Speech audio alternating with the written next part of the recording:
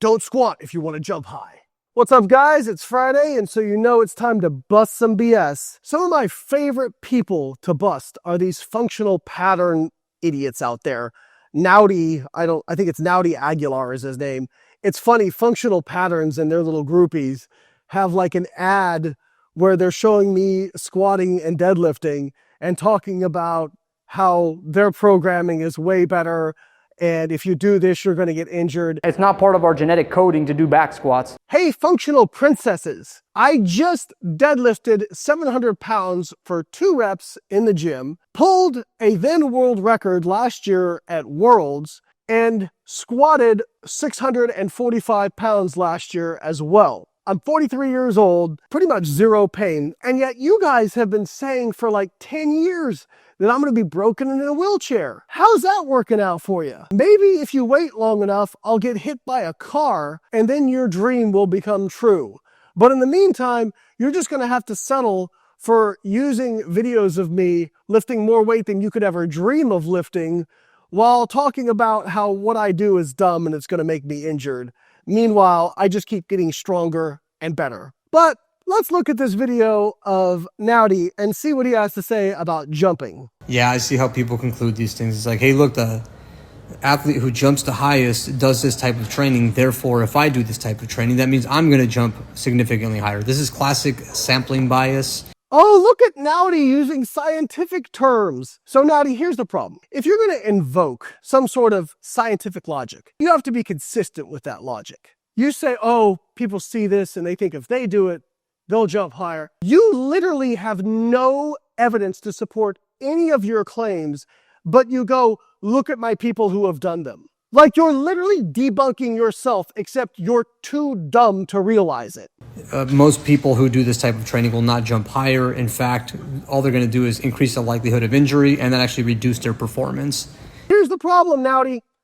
Research has shown that squatting does improve jump height, and actually front squatting and full back squatting appears to have a little bit better effect, or a trend for a better effect, than like quarter squatting.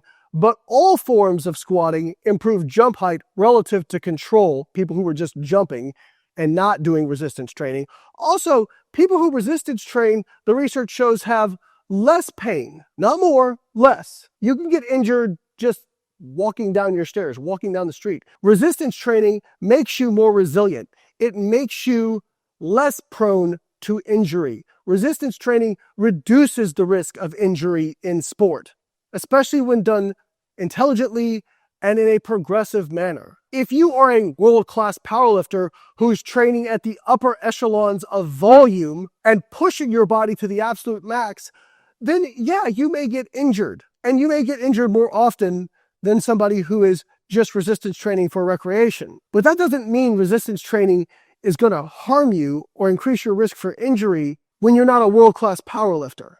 Maybe it works for him, maybe it's helping him, but I just wonder what the trade-off is. For whatever it's helping him with, how many other things are being damaged? I could get him to jump higher. Wait. Oh, of course Naudi could get the man with the highest jump in the world. Naudi has the secret for getting him to jump higher. Even though he doesn't have any scientific evidence, even though he does the exact thing that he was claiming they are doing by talking about sampling bias, you have no evidence to back up anything you say. All you do is trot out videos of you and some of your clients and be like, look what I did. I think you secretly hate people who lift weights because you are small and weak. And that makes you angry. You, a person who uses nothing but anecdote to support what you claim is the superior way to train, now are saying the person who has the literal best anecdote in the entire world is wrong and you're right. How can you be this stupid?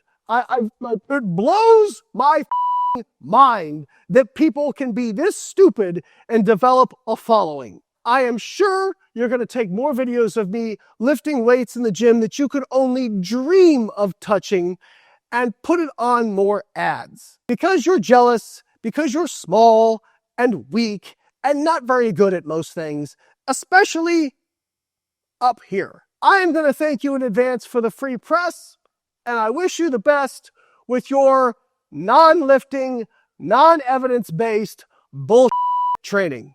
See ya.